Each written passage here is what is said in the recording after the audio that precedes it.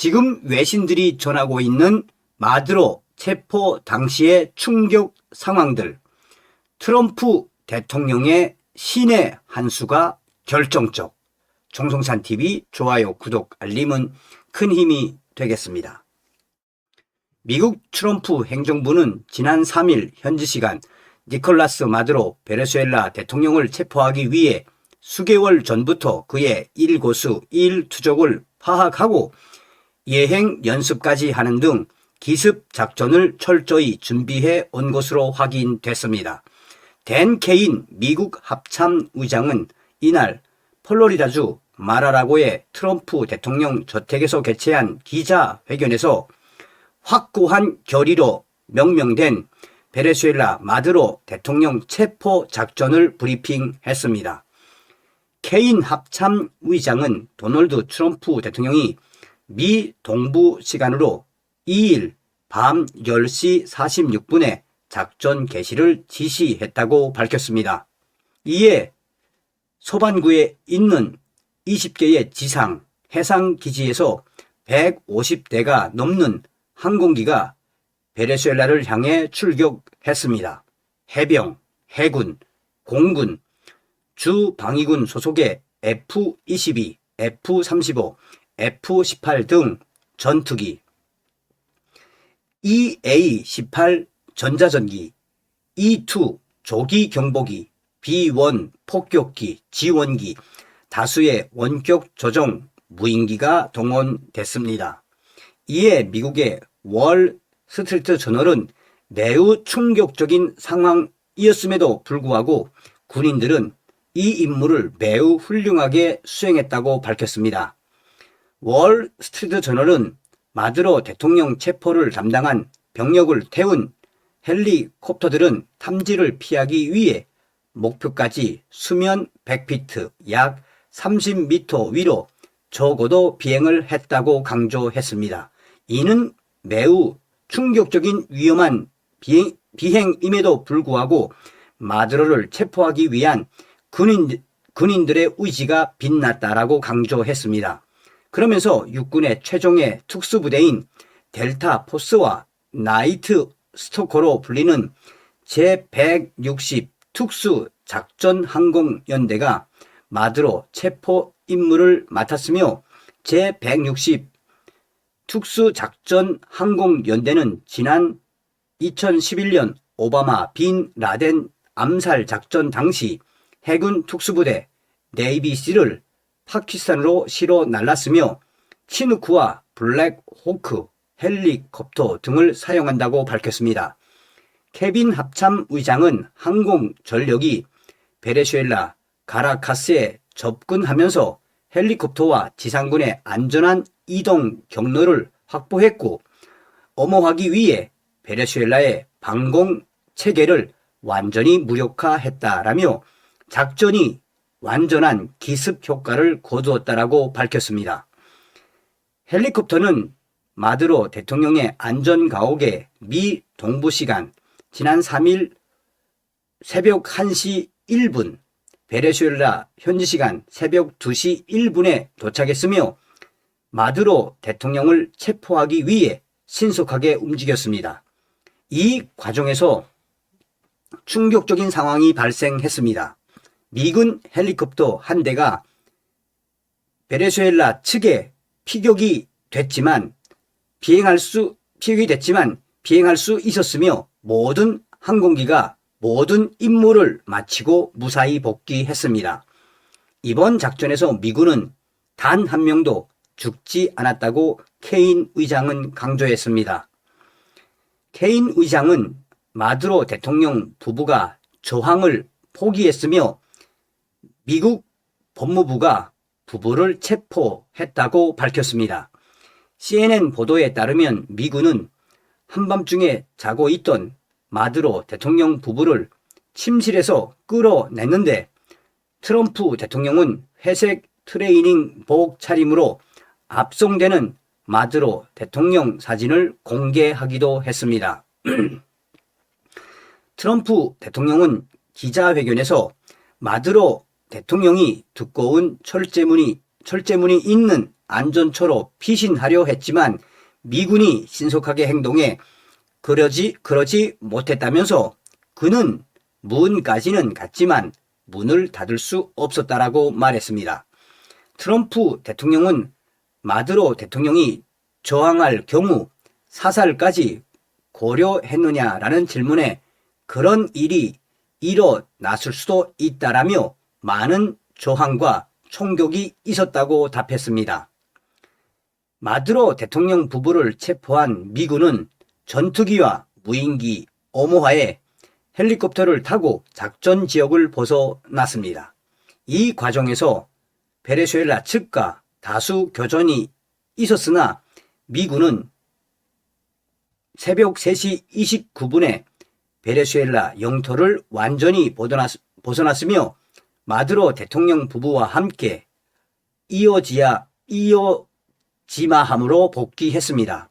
케인 의장은 이번 작전에 앞서 정보 당국이 마두로가 어떻게 이동하는지, 어디에 사는지, 어디로 여행 가는지, 무엇을 먹었는지, 무엇을 입었는지, 어떤 애완동물이 있는지 파악하기 위해 수개월을 준비했다고 설명했습니다. 그는 미군이 작년 12월 초에 작전을 수행할 준비를 마쳤지만 민간인 피해를 최소화하고 기습 효과를 극대화하며 마두로 대통령이 다칠 가능성을 최소화하기 위해 크리스마스와 새해를 넘기며 적절한 때를 기다렸고 전날 밤에 기상 여건이 적절하다고 판단했다고 밝혔습니다.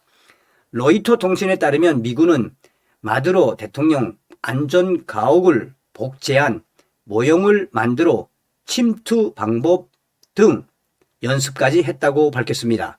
미 중앙정보국 CIA는 지난 8월부터 소규모 팀을 현지에 파견해 마두로 대통령의 동향을 감시했으며 마두로 대통령과 가까워 그의 정확한 소재를 파악할 수 있는 모든 정보 자산을 보유했다라고 밝혔습니다.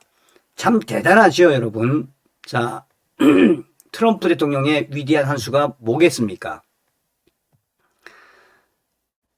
도널드 트럼프 대통령은 3일 현지 시간 토요일 새벽 미국이 베네수엘라에 대한 대규모 공격으로 니콜라스 마두로 내외를 체포했다고 자신의 소셜미디어 트루스 소셜에 올렸습니다. 이후 뉴욕 포스트와의 밤샘 전화 인터뷰에서 이 비밀 작전은 훌륭했다. 철저한 계획과 훌륭한 군인들, 훌륭한 사람들이 있었다. 정말 훌륭한 작전이었다고 전했습니다. 현재 베네수엘라에는 대통령직 승계 1순위인 델시 로드리게스 부통령이 마두로의 생존 증거를 요구하고 있는 것으로 알려졌습니다. 로드리게스 부통령은 이날 옛 트위터 X를 통해 해방자의 고향이 공격당했다. 이런 충격적인 상황에서 우리는 마두로 대통령의 행방을 알지 못한다. 도널드 트럼프 대통령에게 마두로 대통령의 생존 증거를 요구한다. 국민들은 거리로 나서라는 내용의 인터뷰를 전했습니다. 한편 마르코 루비오 미 국무장관은 마두로 체포 소식이 전해진 이후 자신이 지난 7월에 발언했던 트윗을 다시 올렸습니다. 루비오 국무장관은 마두로는 정당한 대통령이 아니며 마약 테러 조직인 태양의 카르텔의 수장일 뿐이다. 그는 미국에 마약을 밀어 넣은 혐의로 기소됐다는 점을 밝혔습니다. 루비오 장관은 마이크 리 공화당 유타주 상원위원과의 통화에서 마두로가 미국에서 사법 처리를 받게 될 것이라고 전했습니다. 리 상원위원은 X에 방금 루비오와 통화를 마쳤습니다. 그는 니콜라스 마두로가 미국 내의 형사 혐의로 재판을 받기 위해 미국 인원들에 의해 체포되었으며 오늘 밤 목격한 군사적 조치는 체포영장을 집행하는 인원을 보호하고 방어하기 위해 투입됐다고 알려주었다라고 밝혔습니다.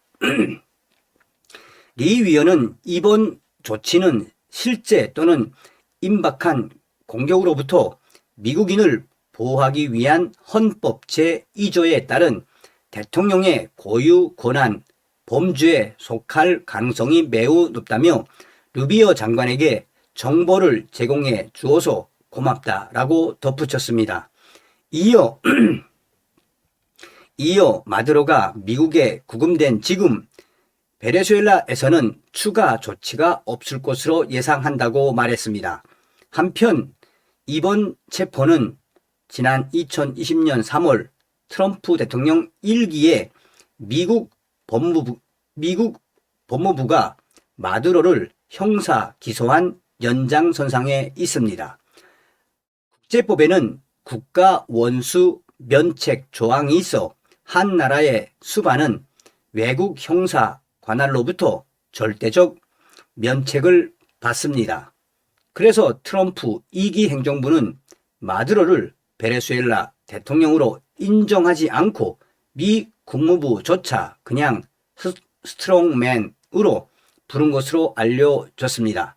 미국 법으로는 법적 요건을 충족시킨 셈입니다. 트럼프 대통령은 처음부터 마두로를 대통령으로 인정하지 않고 마약 범죄자로 낙인을 찍은 것이 신의 한 수였으며 또한 이러한 범죄자를 체포할 수 있게 한 결정적인 것은 바로 트럼프 행정부와 트럼프 대통령이 그를 범죄자로 낙인 찍고 대통령으로 인정하지 않았기 때문입니다. 이런 트럼프 대통령의 전략이 없었다면 마두로를 체포하기 위해서는 미 의회를 통과했어야 했지만 미 의회를 통과하지 않고 마약 범죄자 마두로를 체포하기 위한 트럼프 대통령의 전략은 그전부터 아주 강력했으며 이번에 결정적으로 빛난 결과가 됐다라고 리 위원은 강조했습니다.